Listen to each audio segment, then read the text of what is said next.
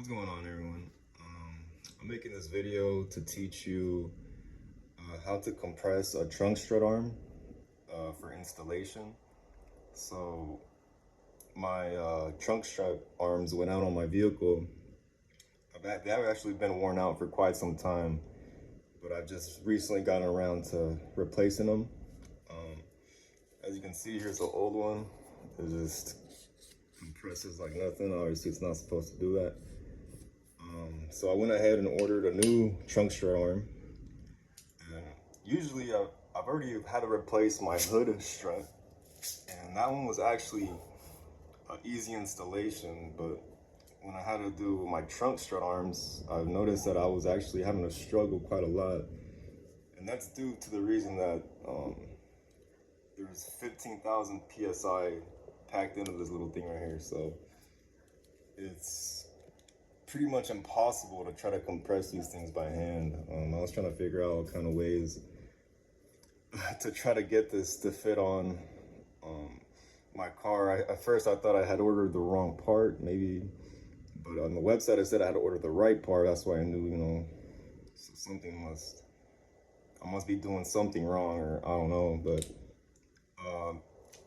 when I actually try installing it, it only needs about probably ½ an inch or less than that to go down in order for it to fit inside the ball socket. So I was trying to figure out ways I could do it. I was trying to think of renting a spring compression kit from AutoZone or something, but I figured that was a bit too much. So I thought of this. It's a loop strap I ordered from Amazon. It's about 10 bucks. Comes in a pack of 2. Pretty much the whole idea is I take the trunk strut arm and I place it right here in between. And depending on what kind of trunk strut arm you have, as you can see, this end right here has like a more dull end. So I figure it's fine to place against the strap. It won't really puncture it. But as you can see, this side over here has more of like a ball point to it. So I was kind of worried that it was going to pierce through the strap, and I wasn't really sure how durable these straps were, because they were only 10 bucks. I wasn't trying to spend too much money on a strap, you know, just for the simple installation. So I figured out another idea. Is I took my old trunk strut arm, extended it a little bit, and I used the little crevice right here. And this only applies to if you have this kind of trunk strut arm. If it has both these dull ends, I think you should be fine. All right, where was I?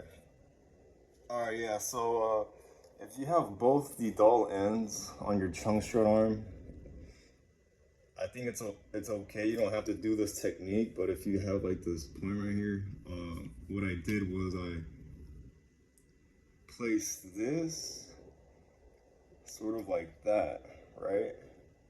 And I had the strap over this part, and that kind of created like a barrier between this part and the strap, so it's not really gonna puncture through it. Now it has this dull.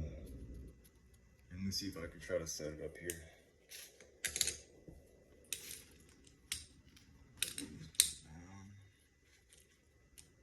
So the whole idea is it'll go in between this part on top.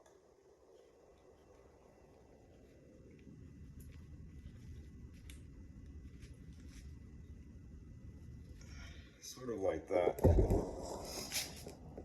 And then you'll strap it down and it'll compress enough for you to put it in there. So that's kind of giving you the idea of how to do it. Now I will go to my car and actually perform it so you know how it's done. I've already done the left side of my trunk strut arm, so now I'll be doing the right side.